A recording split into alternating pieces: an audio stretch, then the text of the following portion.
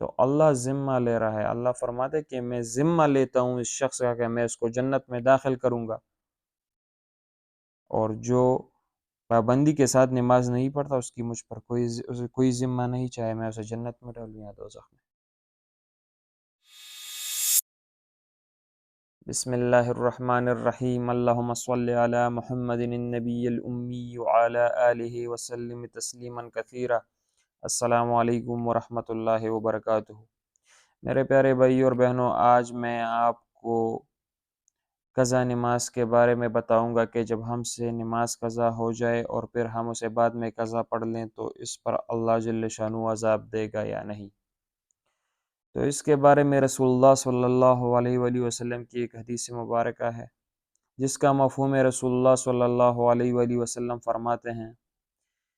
کہ جس شخص سے نماز قضا ہو گئی پھر اس نے بعد میں پڑھ لی لیکن اپنے وقت میں نہیں پڑھنے کی وجہ سے وہ ایک حقبہ دوزخ میں جلے گا، اور ایک حقبے کی مقدار 80 سال ہے، اور شریعت میں ایک سال جو ہے 360 دن کے برابر ہے، اور قیامت کا ایک دن 1000 سالوں کے برابر ہوگا۔ تو اس حساب سے اس کی مقدار 2,88,00,000 سال ہے۔ مطلب یہ جس نے قضا پڑھ لی،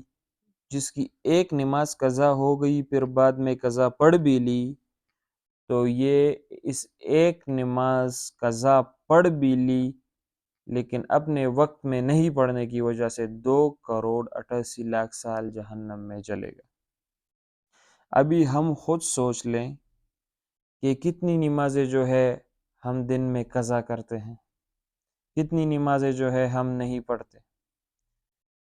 اور یہ تو چھوڑیں جو بالکل پڑھتا ہی نہیں اس کا کیا حال ہوگا۔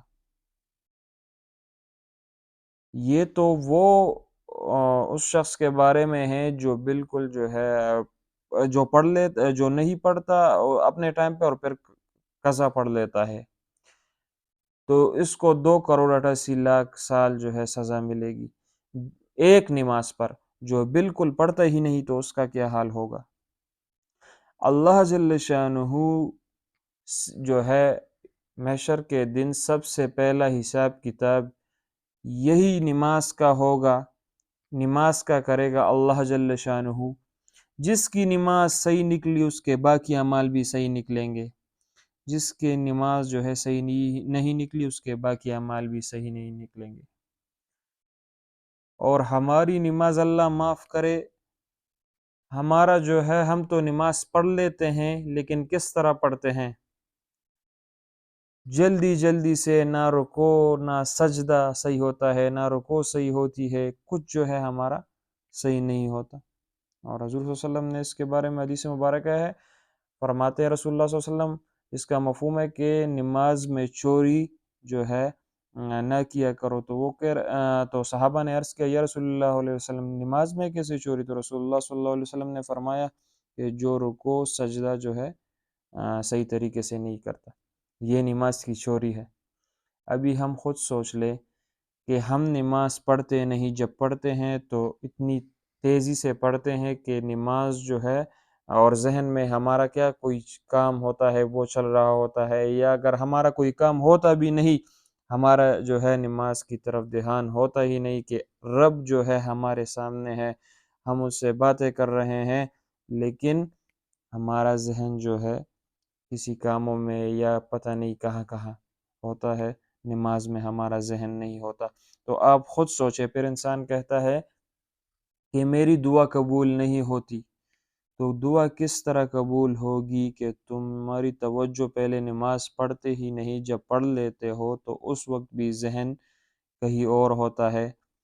اور پھر دعا بھی جب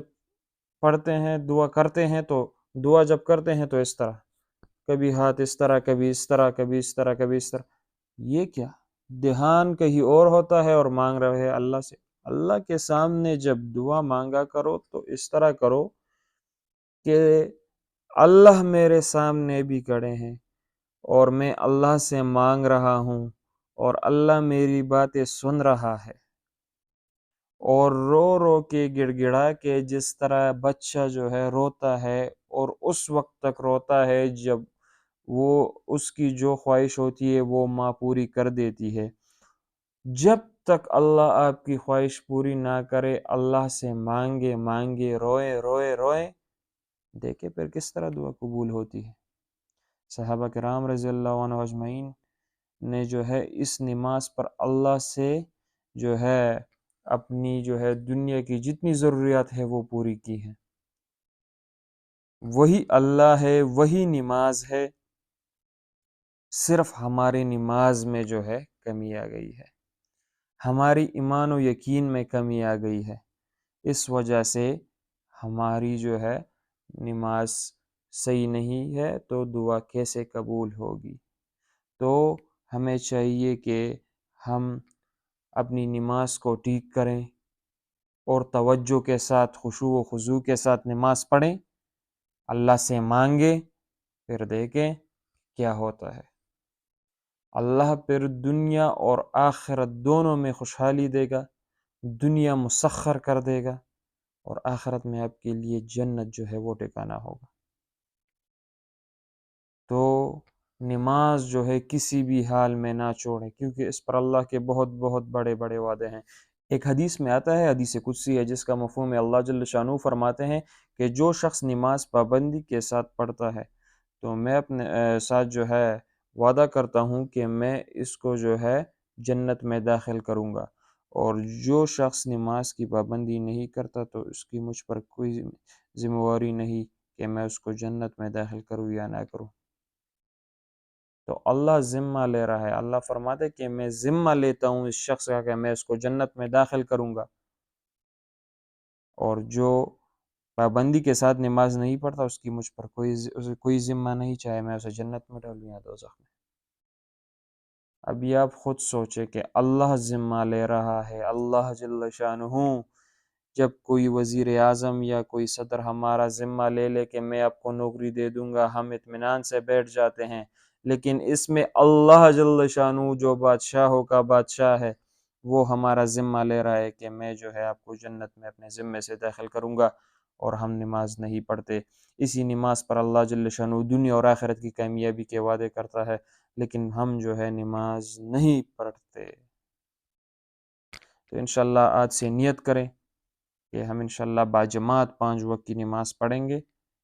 اور اللہ سے مانگیں گے، اور میں آپ کو بتاتا ہوں آپ 40 دن تک جو ہے باجماعت نماز پڑھیں، پھر میں گارنٹی کے ساتھ 100% کہتا ہوں کہ پھر آپ سے پوری زندگی میں نماز قضا نہیں ہوگی۔ تو انشاءاللہ ان باتوں کا اہتمام کریں، ہمیں اپنی دعا میں یاد رکھیں، اور فلسطین کے لیے خصوصی دعائیں کریں، اور جو ہے سارے مسلمانوں کے لیے دعائیں کریں کہ اللہ جل شانہ اپنی نقد مدد نصرت جو ہے بھیجیں، اور اللہ اپنی نقد مدد نصرت جو ہے فلسطین کے ساتھ کرے، سارے مسلمانوں کے ساتھ کریں، اور اللہ ہمیں ہدایت کی راستے پہ ڈال دے۔ جزاک اللہ۔ السلام علیکم ورحمۃ اللہ وبرکاتہ۔